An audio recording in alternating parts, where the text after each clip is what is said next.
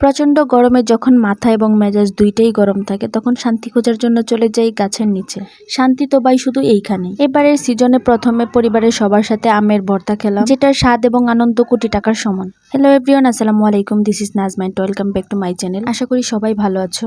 এবারে ঈদের ছুটিতে বাড়িতে এসে সিজনের প্রথম আমের ভর্তা খেলাম, তো সেটাই তোমাদের সাথে আজকে আমি শেয়ার করব। ইদানিং প্রচন্ড গরম পড়েছে, আর এই গরমের মধ্যে আমের ভর্তা খেতে কার না ইচ্ছা করে। তো আমের ভর্তা বানানোর জন্য আমিও আজকে সাব্বিরকে পাঠিয়ে দিলাম গাছে। তো ও গাছ থেকে অনেকগুলো আম পেড়ে নিয়ে আসছে। বেচারা গাছ থেকে আম পেড়ে ঘেমে টেমে একদম অস্থির হয়ে গেছে। আমার মনে হয় আম পছন্দ করে না এমন মানুষ খুঁজে পাওয়া যাবে না। তো গাছ থেকে অনেকগুলো আম পেড়ে নিয়ে আসা হলো। নিজেদের গাছ থেকে আম পেড়ে আমের ভর্তা বানানো, ব্যাপারটা তো ভাই আমার কাছে অনেক শান্তি লাগে। যাই হোক, আমগুলো অনেক সতেজ এবং ফ্রেশ ছিল, দেখতেও কত সুন্দর লাগছে, তাই না বলো?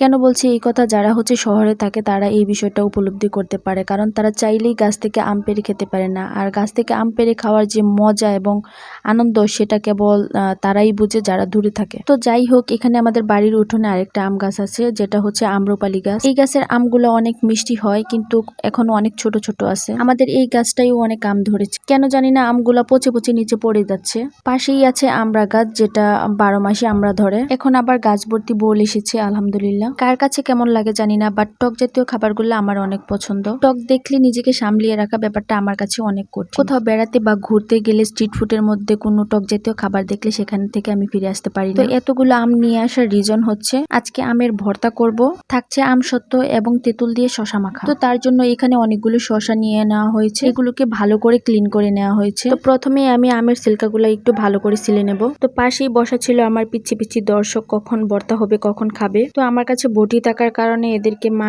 একটু সরিয়ে দেয়। একটা চেয়ারে দুইজন বসার কারণে এরা চেয়ার নিয়ে ঝগড়া করা শুরু করে দিয়েছে। লিটারেলি এখানে আমাকে বিচারক বানিয়ে দেওয়া হয়েছে। এখানে কার দোষ সেটা রায় দেওয়ার জন্য। দেখতেই পাচ্ছ, ঝগড়া করতে করতে এক পর্যায়ে মাঞ্চুরা ওদেরকে চেয়ার থেকে উঠিয়ে দেয়। যেহেতু আমার পাশে বটি আছে, তো যে কোনো মুহূর্তে বড় ধরনের বিপদ হতে পারে, তাই ওদেরকে উঠিয়ে দেওয়া হয়। এই দেখো, ওরা দুই ভাই একদম মারামারি শুরু করে দিয়েছে। এদিকে ঝগড়া দেখতে দেখতে আমি আমগুলো গ্রেড করে নিয়েছি। তো এখন আমি শশাগুলো ছিলে নেব। একে একে সবগুলো শশাই আমি ছিলে নেব। সাথে 3টা কাঁচা আমও নিয়েছি শশা মাখা বানানোর জন্য। এইদিকে দেখো, একে একে সবগুলো শশা আমার ছিলানো কমপ্লিট। তারপর শশাগুলো আমি একটু কুচি কুচি করে কেটে নেব। তো এত বেশি কুচি কুচি করে কাটার দরকার নেই, আমি একটু মোটা করেই কেটে নিয়েছি। তো শশা কুচি করা হয়ে গেলে প্রথমে আমি আমের ভর্তাটা বানিয়ে নেব। তো এর জন্য আমি প্রথমে 3টা শুকনো মরিচ ভেজে নিয়েছি, সাথে অ্যাড করেছি লবণ। এগুলোকে আমি ভালো করে ডলে ডলে এখন আমি আমের সাথে মিক্স করে নেব। সাথে অ্যাড করে দেব স্বাদ মতো চিনি, আরো থাকছে লবণ। তো সবকিছুকে একসাথে ভালো করে মাখানো হয়ে গেলে আমার ভর্তা বানানো কমপ্লিট। দেখতেই কতটা লোভনীয় লাগছে, খেতে তো ভাই আরো দারুণ ছিল। এই সিজনে তোমরা কারা কারা এখনো আমের ভর্তা করে খাওনি, তারা আমাদের বাড়িতে চলে আসো। তো এখন আমি বানাবো শশা মাখা, যেটার জন্য আমার প্রথমেই লাগবে ভাজা শুকনা মরিচ, সাথে দিয়ে দিব লবণ। তারপর এগুলোকে আমি একটু ভালো করে ডলে সাথে কুচি করে আমগুলা দিয়ে দিব। যেহেতু শশা কুচি অনেক, তাই টকটাকে আমি আরো স্ট্রং করার জন্য 2টা তেঁতুল আচার অ্যাড করে দেব। তারপর এগুলোকে আমি ভালোভাবে একসাথে সবকিছুকে মাখিয়ে নেব। ও স্বাদ বাড়ানোর জন্য আরো সাথে দিয়েছিলাম বিট লবণ। এখন আমি কুচি করে রাখা সবগুলো শশা নিয়ে নেব। তারপর উপর দিয়ে আমি একটু স্বাদ মতো শুকনা মরিচের গুঁড়াও দিয়ে দিয়েছি। এখন আমি সবকিছুকে একসাথে খুব ভালো করে মাখিয়ে নেব। তারপর দেখো ফাইনাল লুকটা কত সুন্দর আসে। আর এইদিকে তো দর্শকদের একটু তর্স হয়েছে না কখন খাবে, তাই বসে আছে। খেয়ে দিয়ে তো সবার এক্সপ্রেশনটা ছিল খুবই দারুণ। আমার তো ভাই এডিট করতে করতে এখন আবার জিভে জল চলে আসছে, এখন আবারও খেতে ইচ্ছা করছে। এতগুলো শশা মাখা দেখো এক নিমিষেই সাবার করে ফেলেছে, সবকিছু কেমন এক নিমিষেই শেষ হয়ে গেছে। তারপর আবার আক্রমণ শুরু করে দিয়েছে আম ভর্তার উপর। এইখানেও দর্শকদের ভিড় ছিল জমজমা। পিচ্ছি দুটো তো কাউকে খেতেই দিচ্ছে না। এদিকে ওদের এক্সপ্রেশনটা জাস্ট দেখো। এদিকে বড়রা সবাই রৌদ্র থেকে ধানের কাজ করে আসছে, আর বাইরের ওয়েদারটাও ছিল প্রচন্ড গরমে রুক্ষ। সবকিছু মিলিয়ে এক কথায় বলবো জাস্ট অসাধারণ ছিল দিনটি। এদিকে তো ছোটরা কে বেশি খেলো কে কম খেলো, এগুলো নিয়ে ঝগড়া শুরু করে দিয়েছে। তারপর দেখো শেষে এটা কি হলো। মাশাআল্লাহ, ওদের দুজনের কাছে তো আম ভর্তাটা অনেক ভালো লেগেছিল, সেটা ওদের খাবার দেখেই হয়তো বুঝতে পারছো। তারপর আম সত্ত্ব বানানোর জন্য চলে গেলাম রান্নাঘরে। এদিকে মাঝিরাও একে একে সবগুলো আম ছিলে নিচ্ছিল। এখানে অনেকগুলো আম ছিলে ফালি করে নেওয়া হয়েছে।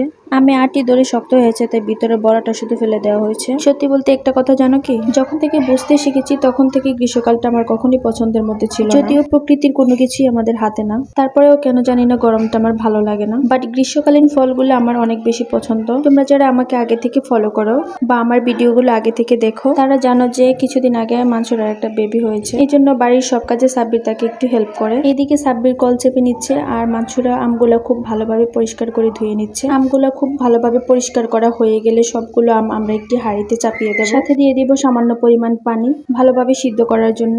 তারপর আরো দিয়ে দিব আদা রসুন, তারপর হলুদ মরিচ আর প্রয়োজন মতো লবণ। সবকিছুকে একসাথে ভালোভাবে মিক্স করে চুলায় দেওয়া হবে। তারপর এটাকে অনবরত নাড়তে থাকবো যেন নিচে লেগে না যায়। মিষ্টি হওয়ার জন্য দিয়ে দিব প্রয়োজন মতো আখের গুড় বা চিনি, যে কোনো একটা দিলেই হবে। এখানে কিছু শুকনা মরিচ আমি ভালোভাবে ভেজে গুঁড়ো করে নিয়েছি। সাথে দেওয়া হবে পাঁচফোড়ন, তাই এটাকেও আমি ভেজে ভালোভাবে পাটায় পিষে নিয়েছি। তারপর চুলা থেকে হাঁড়িটা নামানোর আগে পাঁচফোড়নটা দিয়ে ভালোভাবে নেড়েচেড়ে তুলে ফেললেই হবে। এই তো আমাদের আমসত্ত্ব রেডি, জাস্ট শুধু এটাকে রোদরে দিলেই হবে। তো এর জন্য একটি চালন নিয়ে তার উপর আমি একটি কাগজ নিয়ে উপরে একটু তেল দিয়ে ভালোভাবে মেখে নিই, যেন আমসত্ত্বটা ওঠানোর সময় খুব ইজিলি উঠানো যায়। তারপর আমসত্ত্বটা ভালোভাবে ঢেলে এটাকে নাড়িয়ে চাড়িয়ে খুব পাতলা করে দেওয়া হচ্ছে যেন তাড়াতাড়ি শুকিয়ে যায়। তো একই প্রসেসে আমি আরেকটা চালন নিয়ে নিই, এর উপরে কাগজ দিয়ে একটু তেল মাখিয়ে আমসত্ত্বগুলো ঢেলে দেই। তো এখন এটা ফাইনালি রোদ্রে দেওয়ার পালা। মাছুরা এটাকে নিয়ে গেল রোদ্রে দেওয়ার জন্য। এই দেখো ফাইনাল লুক, দেখতে কত সুন্দর হয়েছে মাশাআল্লাহ। দেখেই জিভে জল চলে আসলে আসুক, আমরা এখন না খাওয়ার লুক, একদম শুকিয়ে গেলে তারপর খাবো। এটা হচ্ছে পরের দিন সাব্বির রোদ্রে শুকাতে দিচ্ছে ভালোভাবে শুকানোর জন্য। এখন এটাকে ভালোভাবে রোদ্রে দিয়ে 2 থেকে 3 দিন শুকালেই এনাফ। রেডি হয়ে গেল আমসত্ত্ব। আজকের ভিডিওটি এই পর্যন্তই। ভিডিওটি ভালো লাগলে লাইক, কমেন্টস এন্ড সাবস্ক্রাইব করতে বলবেন না। আল্লাহ হাফেজ।